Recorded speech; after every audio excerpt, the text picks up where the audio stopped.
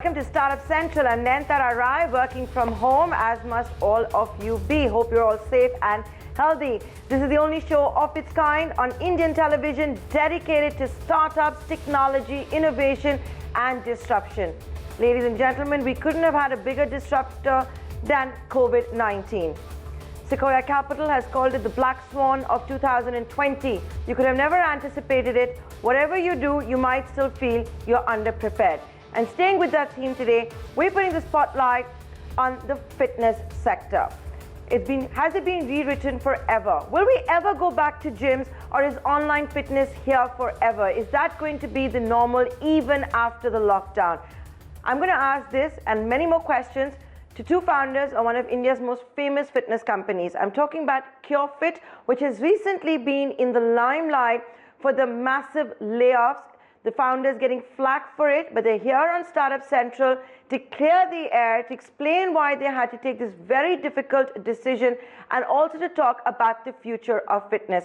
They're also, let's invite Mukesh Bansal as well as Ankit Nagori, the co-founders of CureFit, right here on Startup Central. Guys, thank you so much for joining us here. Mukesh, I'm going to begin with you.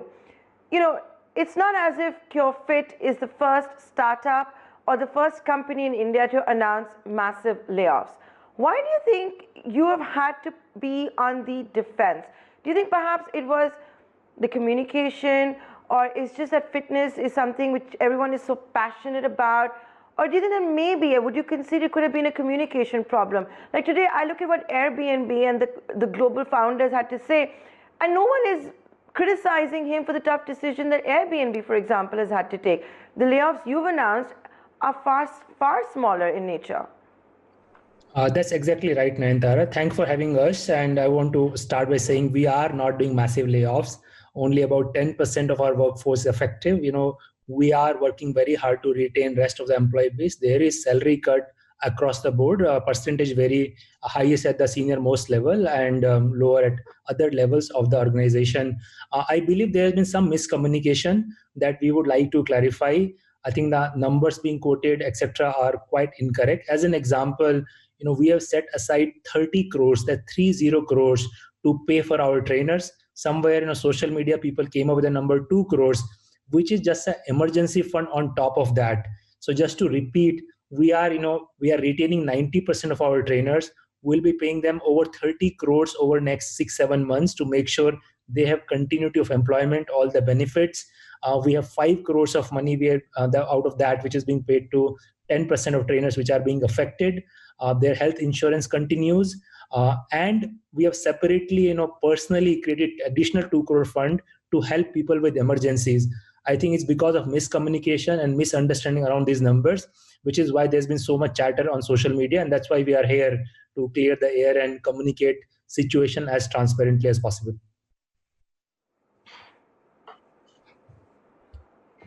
Okay, so let me come to you now, Ankit. So that could be one of the reasons why you both have had to be on the defense. And part of the open letter that both of you have written today, Ankit Nagori and Mukesh Bansal, is that, your revenues from 70 crore went to nil. So you had to take some tough decisions. You've tried to protect the workforce by keeping it to a smaller number, which, to the public at large seemed much more. But one of the reasons you've also been criticized is, all of this talk on social media that you're paying celebrities, whether it's John T. Rhodes or it is Brett Lee or it is Mandira Bedi, etc., but you're not paying your trainers. Right. I think, Nayantara, again, like Mukesh mentioned, there seems to be a lot of miscommunication and extrapolation, if I may say. So, if you look at the content that we have created using our celebrities, it's like one class a day, and these are all celebrities who've been shooting from home. I can go on record and say that we've spent less than 1 crore per month in the last 2 months to create this content, and even if we wish to give this money also to our trainers, it would have been a very small minuscule amount in the total base of what we need to give away. So if I talk about some numbers, we've only let go of less than 10% trainers, and we still have 2,300, 2,400 trainers with us, and we will make sure that they continue to get a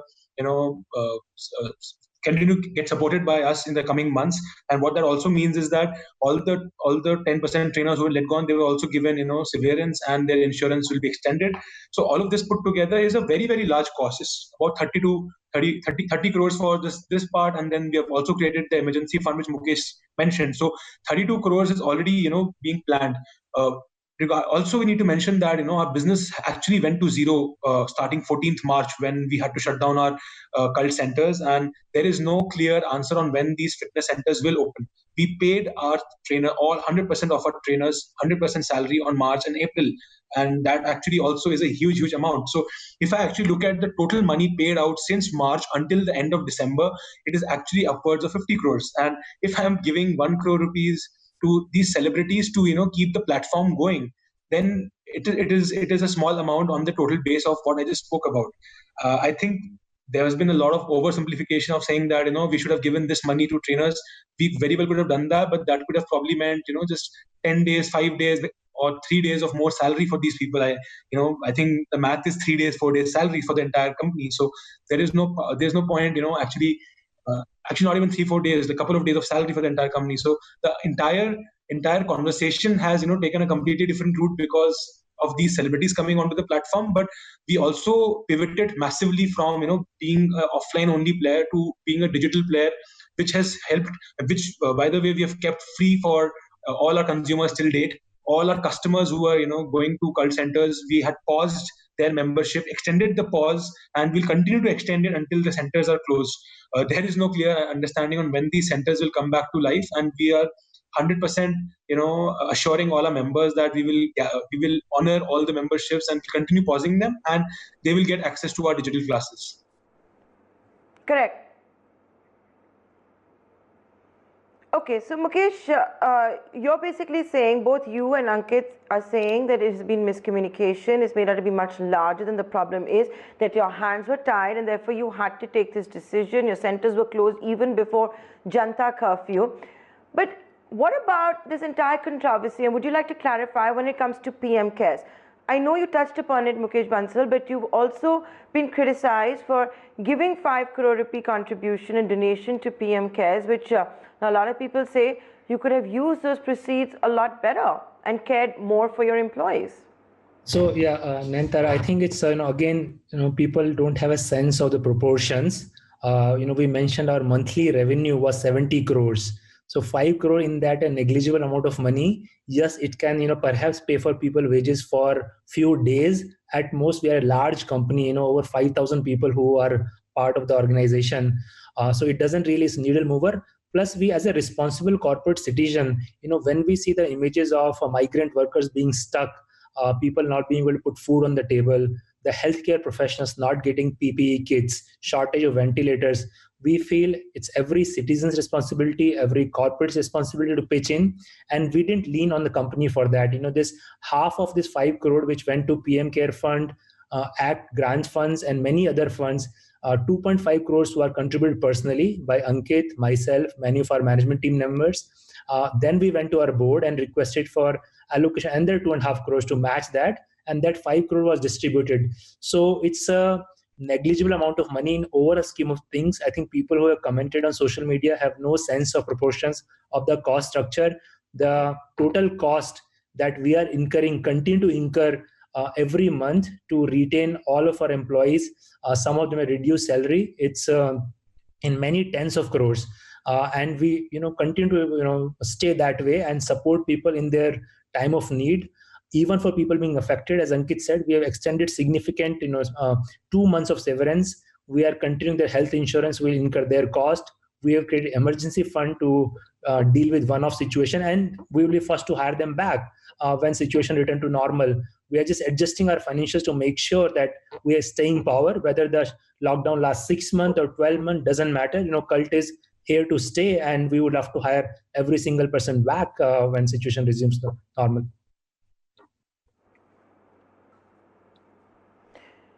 For the balance 90%, I believe there is a change in compensation. Ankit, would you like to clarify on that front? You had to let go of 10%. Sure. The balance 90% of the staff that stays on the rolls, what is the change in compensation for them? Right, Nantara. So there are two sets of people. There's a set of people who's been 100%, working 100%, putting in the same number of hours or probably more in the lockdown, because we also pivoted from, being offline only player to a digital player, and we added a lot of digital content. So our engineering teams, content team, operations teams, they've been putting in many hours. Also, our clinics and kitchens are open. We've been able to serve our customers, add grocery and essentials as a category in this need of hour, because out of the need, because customers needed that product. So across all of these, we have taken a stance that people who are 100% productive right now, are the businesses are running and open. We are taking a 50 to 20% cut, 50%, 100% cut. Actually, both Mukesh and I have decided to take a 100% cut in our salaries. Management team has taken a 50% cut, and for depending on the seniority and experience, the number goes to 30 to 20%. All the staff working in the kitchens and the clinics, there is no salary cut for them. They have been bravely working in the front line in the last couple of months and making sure that the customers continue getting the essential services. Of course, we have made sure that the entire hygiene and the safety is taken care of with the right PPEs and all the other kind of care. Then there is a second set of audience, or team members, where the business has been absolutely shut. The business has been shut since 14th March, like I mentioned, and there is no clear sight on when this will be launched. So I'm talking about the fitness centers. For all of these team members, we've paid them for the last couple of months, and we wanted to make sure 100% the last couple of months, and we wanted to make sure that there is a very clear line of sight of supporting these team members for the longer period. So we've put them on a fixed plus variable model. Idea is that we are giving them a minimum guarantee of the pay for the first 50 hours that they will put in the new product that we're launching, which is one-on-one personal training.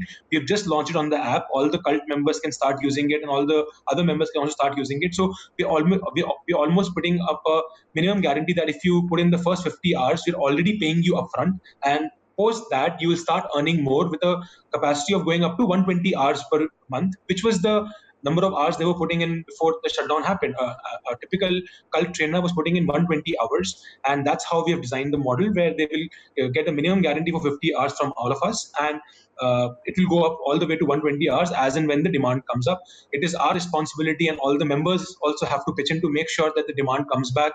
All the members who are doing group classes will have to now start doing private training on the app, along with these trainers, and we are confident that a very large chunk of trainers will start getting way many more classes than 50 classes a month. I think this number can easily go up to 100 classes in the next 2 months, depending on how the business ramps up. So the potential is to get back to the normal salaries. We at ET Now, in fact, have been talking about how large corporations, startups have to reimagine it all. What was considered to be true even on 1st of March no longer holds true. You have to have a long cash runway. You have to have a new business model. You have to cut down costs. Cash is king. So I'm going to ask this question on behalf of a lot of people who might be upset with both of you at the moment. Mukesh, you take this one. I understand from a business perspective, if you've got no money coming in, not a rupee coming in, you've had to take tough decisions. You've right now ring-fenced 90% of your staff. But a lot of people will be asking you that, did you first go after the low-hanging fruit? Could you not have maybe begun by having the uncomfortable conversation, the negotiations with, let's say, the real estate companies, the franchise owners? Or is that still to happen, or is it after that you have had to trim down your staff? So the reason, we continue to pay our staff 100% of salary through March and April, and most of the company in May also, is to be able to do those conversations. That's exactly what we have been doing. We have gone back to our landlords and we have, renegotiated rents. Many of them are willing to work with us. They see Cult as a long-term potential for them. We have cut down our marketing dramatically. It's a third of what it was. We are trying to build a digital business. We want to get a lot of consumers on our digital platform. We need to obviously continue that bit of marketing. Ankit and I stopped taking salary on March 14th itself, the day we know we're going to cut down, and so did our management team. And our people of the last mile are the last set of people that we are going to with any kind of cost offer. We had to think through a lot of details. We had to make sure that we are going with an offer that is sustainable. We don't want to do anything knee jerk, which is only for next few months and go back and change it again. I think given the times that we are facing and the uncertainty, only way to ensure viability of the business to really, as you said, make your runway last very long. We have done all that calculations. We have revised our cost structure. Now, with everyone's support and participation, we'll be able to outlast this crisis, and which is very important because we are talking about saving 5,000 jobs. It's not about paying full salary for another month or two. That's not going to really help people if they are out on the street in July. We have to survive this as a business to make sure we preserve not only these 5,000 jobs, but create many thousands more jobs as a vibrant, thriving business in the future. And we are taking all the right calls to be able to do that instead of burning away all the money now and then all of us not having looking for new jobs.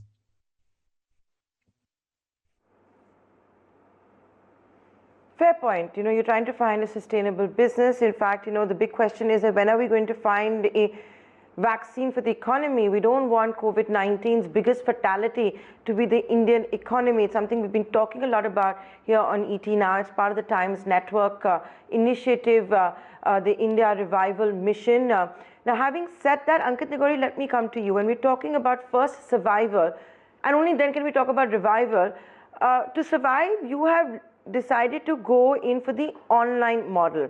I'm guessing a lot of the marketing spend that you're talking about right now is for that, to make sure you get traffic here. It's a booming business. It's perhaps, the online fitness's Paytm model during demonetization. You're seeing it in ed technology. The question I want to ask you is that, do you ever see the fitness world going back to the gyms? Will we ever see all the cult centers, for example, reopen? Because if we're talking about work from home becoming a reality, people embracing online fitness, is that fad here to stay? Nayantara, I think one thing which I strongly believe, and I've been informed by a lot of people I speak to, I think most businesses won't be the same once the world starts reopening. A lot of habit changes happen, which is here to stay.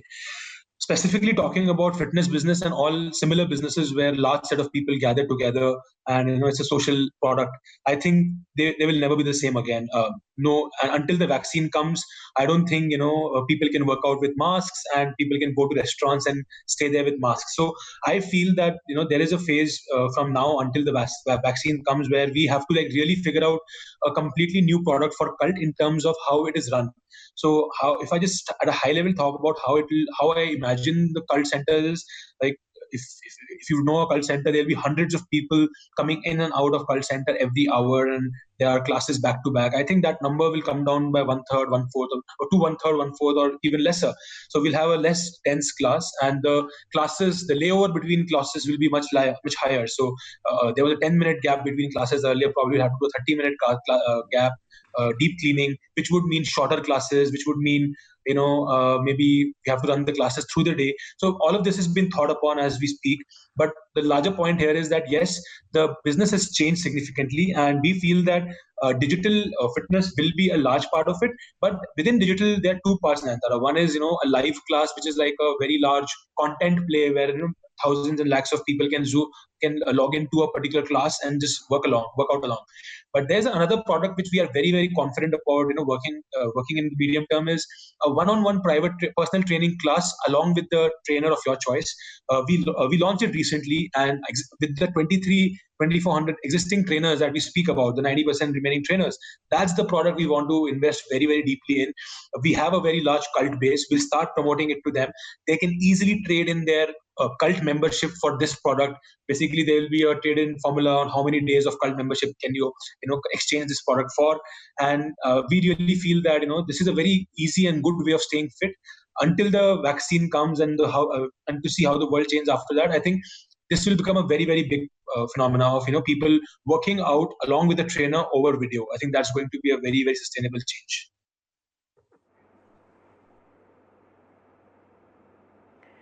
Okay, I want to go into some of the specifics that were mentioned. So, Mukesh, let me start with you. Now, when you focus so much on the online model and the personal training model, the thing is that cult is no longer going to be competing with the other neighborhood gyms or clubs and all of that. You're competing against the world. Once I go on the World Wide Web and I choose to go in for online fitness, the world is literally my oyster. I can go to sign up on Sweat with Kyla. I can go to Jillian Michaels. I can go on Masterclass and even learn serving with Serena Williams. You're going to have to compete literally with the best in the world. How are you going to make your product stand out? You have global ambitions. You have opened cult centers overseas, and suddenly you literally have to compete with the rest of the world when it comes to fitness. I think we see that as a massive opportunity for us, Nayantara. We have been investing in a lot of AI technology for last 2 years for exactly, this offering. If you have tried our live classes, you would have noticed there is something called energy meter, which is interactive. It's based on computer vision AI, where as you work out, the camera watches you based on your movement. It generates data about your movement intensity. It can detect your postures. It can do repetition counts. Some of this is in development, but we're going to come alive soon. We have filed for patents for this, India and outside. We believe we are among the top 5 digital innovation companies in the world. We are very actively looking to take our offering outside India. Just to give you a sense of some numbers, we have now 500,000 people, 500,000 people working out on our platform every single day. We have serviced over 10 million people, 1 crore people in last 6 weeks on our digital platform. Compare that to only about 1 million or so that entire lifetime of cult, 4 years of existence that we service. So the scalability of digital is quite massive. We are able to leverage both our current strength as well as strength of our technology team to build this product. To the best of our knowledge, there is nobody in the world which has a computer vision based fitness training product where in real time you can compare a leaderboard with respect to other people who are participating, their social features, and you get this energy meter which is equivalent to calories being burnt across variety of formats. We have now a huge library of content. We are sourcing content not only from India but from all around the world. And our new ambition is to be one of the foremost digital fitness companies anywhere in the world.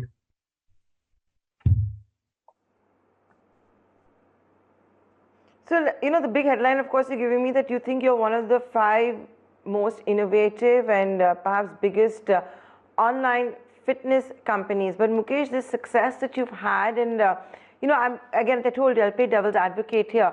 500,000 members using Cult Live on the internet.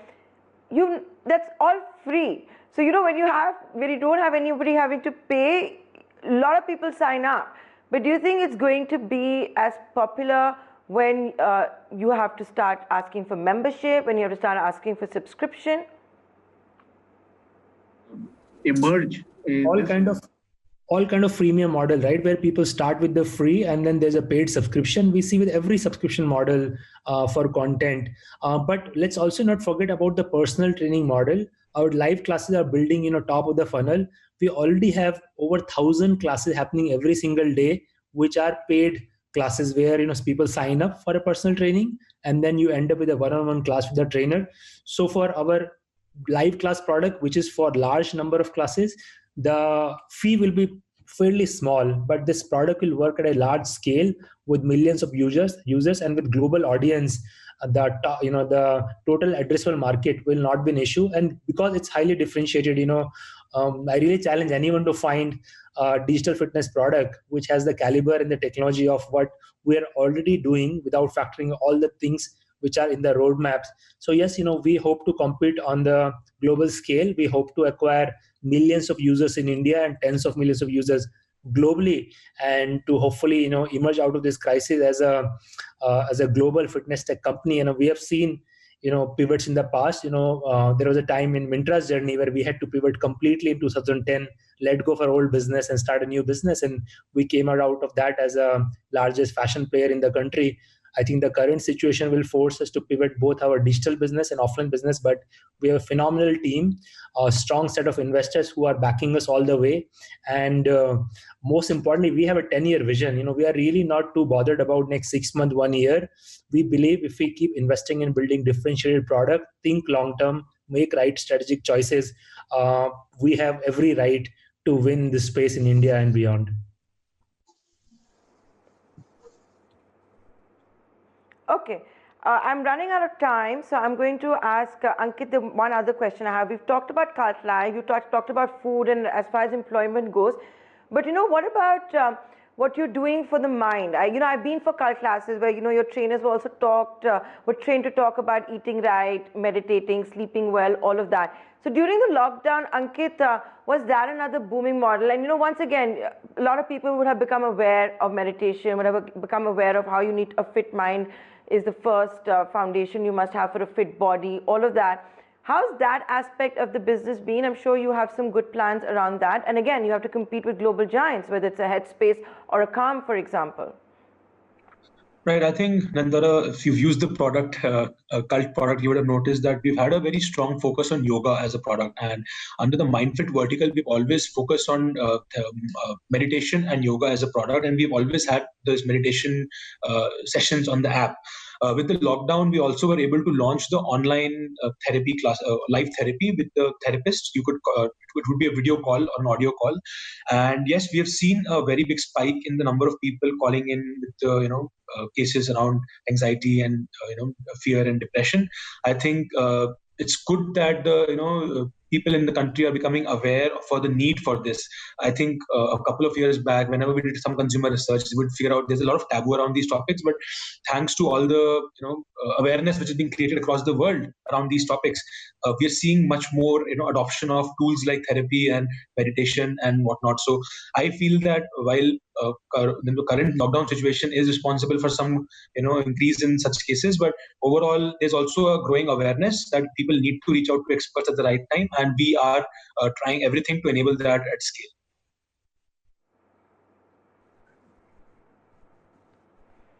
Okay, with that, both of you, Mukesh and Ankit, I have so many more questions to ask you, but my producers are telling me we're completely out of time. I'd like to thank both of you for taking the time out to join us here on Startup Central, for being candid, clearing the air, and also telling us how the future of CureFit is. It's sad what we're having to go through. Like I said, we need to find a vaccine for the medical problem, the health front. We also need to find a vaccine for the Indian economy. And incidentally, we're going to have a big program tonight at 7 p.m. If both of you are interested, we're getting the top honchos of India Inc., the top boss of ITC, Tata Chemicals, TVS.